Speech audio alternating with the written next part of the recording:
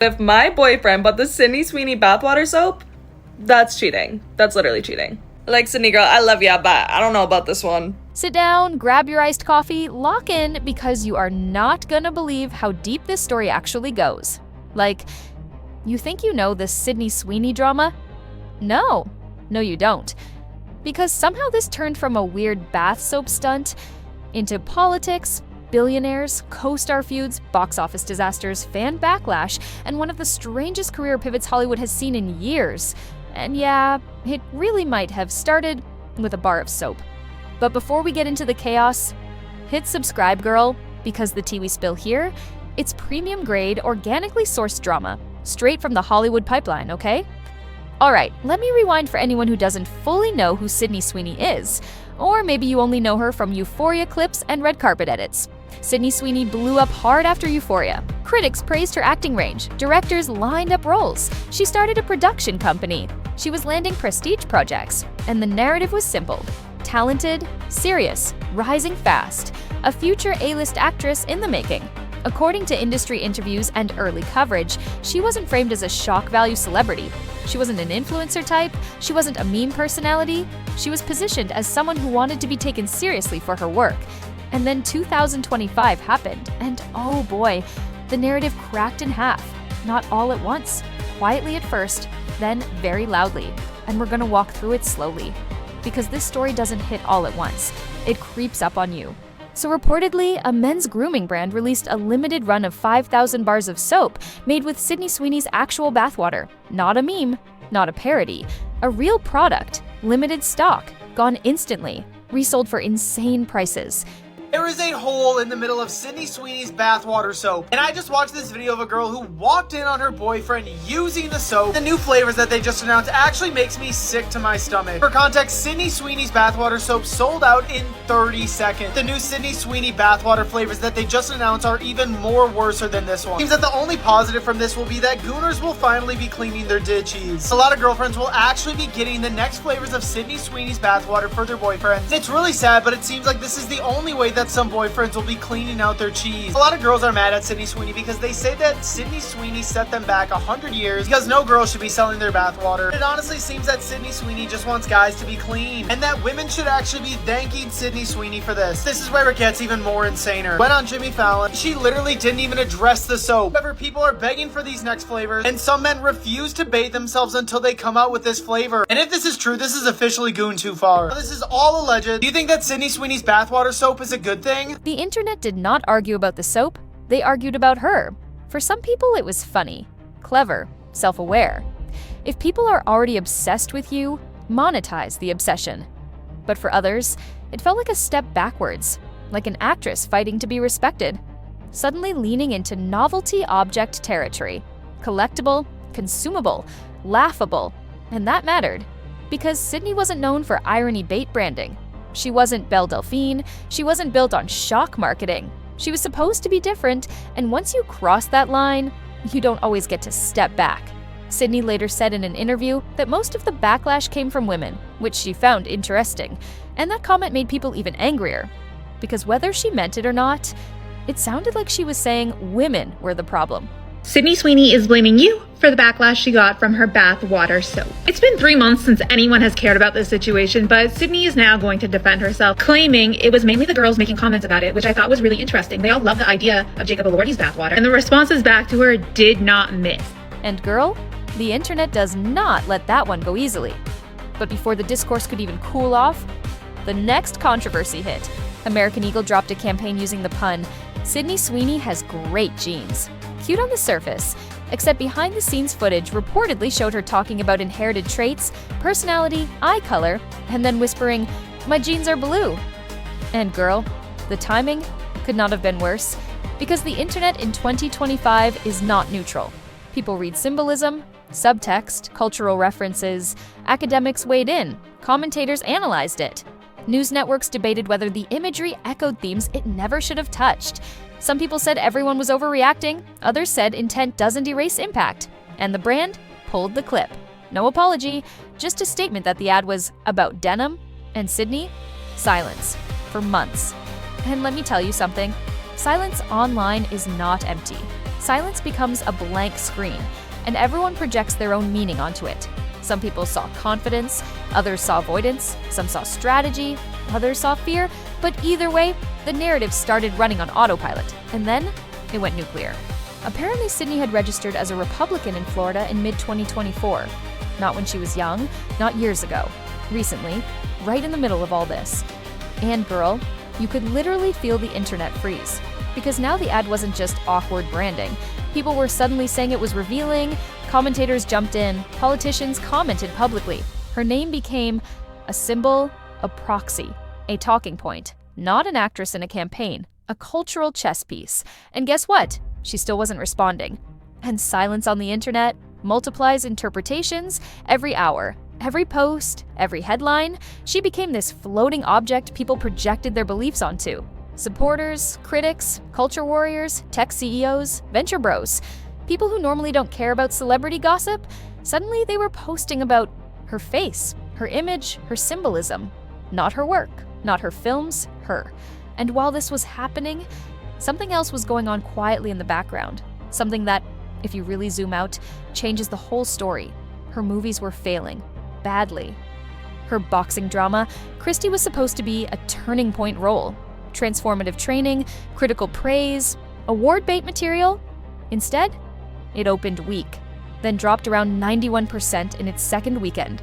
One of the steepest declines in modern box office history. Critics liked it. Audiences didn't show up. Before that, Eden underperformed hard against its reported budget. Before that, Americana barely cleared $500,000. 3 films, back-to-back, underperforming, and girl. That's the contradiction that defines this whole saga. Sydney Sweeney had more attention than ever, more headlines, more discourse, more viral moments. But attention did not convert into ticket sales. And in Hollywood, that gap is lethal. Support online stayed digital. Tweets, threads, arguments. But when Friday night rolled around, people weren't choosing her films. And that right there is what industry analysts were calling the visibility trap. Being talked about instead of being chosen, being everywhere, but optional, famous, but not bankable. And here's the part that hurts. The loudest online defenders did not show up either.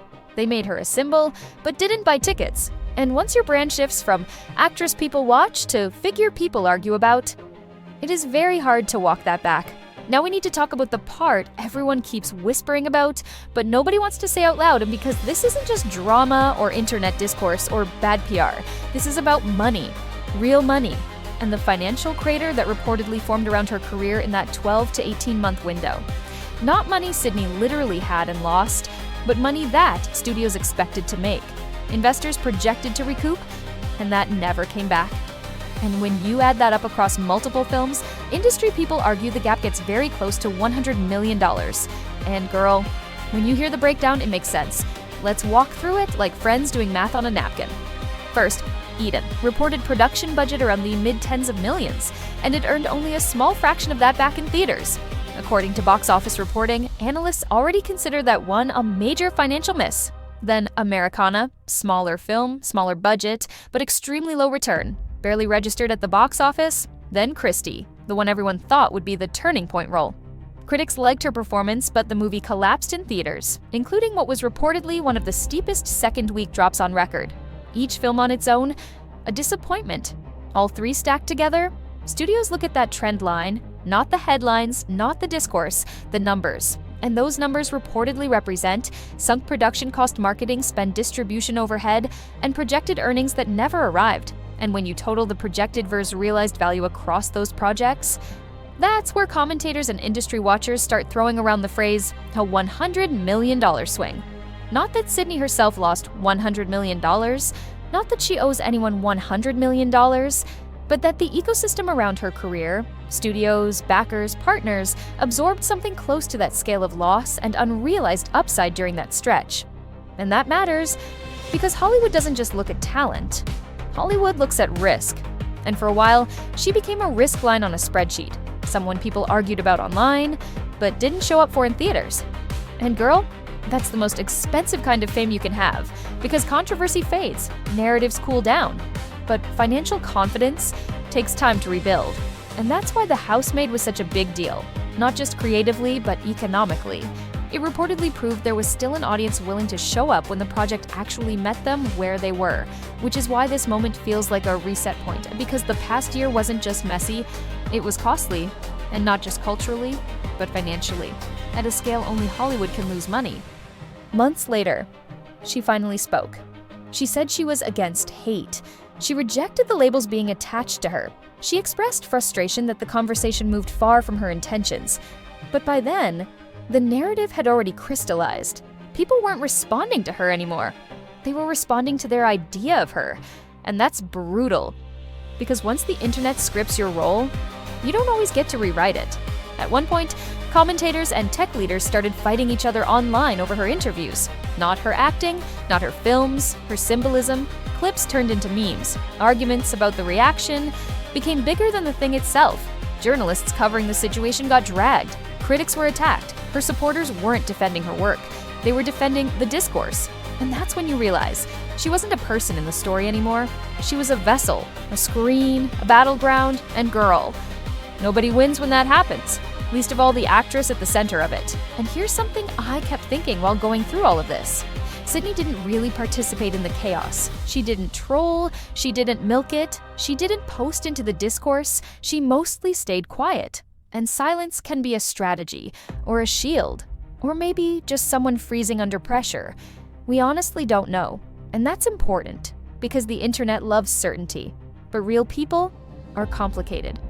Then came The Housemaid. Different tone, clear genre hook, audience friendly, and guess what? It performed noticeably better than the projects before it. Not a miracle comeback, but a signal. The audience wasn't gone. They just weren't following her into misaligned projects. And that is why this moment feels pivotal. Sydney Sweeney is not done, not washed, not finished. She still has talent, she still has leverage, but she is standing at a crossroads. One path, deeper into symbolism, culture war lightning rod, internet avatar, endless discourse. The other path, quieter, less viral, more durable, work that speaks louder than controversy, because backlash fades, but misalignment, that sticks. When what you're famous for drifts too far from what you actually do. When your name trends more than your characters, when the internet knows your controversies better than your performances. That's the real danger. And right now, Sydney still has time to close that gap. But the next choices matter a lot more than the soap stunt or the denim ad ever did. Because fame is easy to inflate and incredibly hard to convert. You can be everywhere and still be optional. So girl, now I need your take. Do you think the controversies actually pushed women away from her? Or do you think the projects themselves just didn't connect and the drama made it look worse? Would you still watch a Sydney Sweeney movie? If the role looked genuinely good, tell me in the comments, because I swear this is one of the most complicated celebrity arcs we've seen in years. And if you love deep dive drama breakdowns like this, hit subscribe, because I've got even more Hollywood chaos to unpack. And trust me, it only gets wilder from here.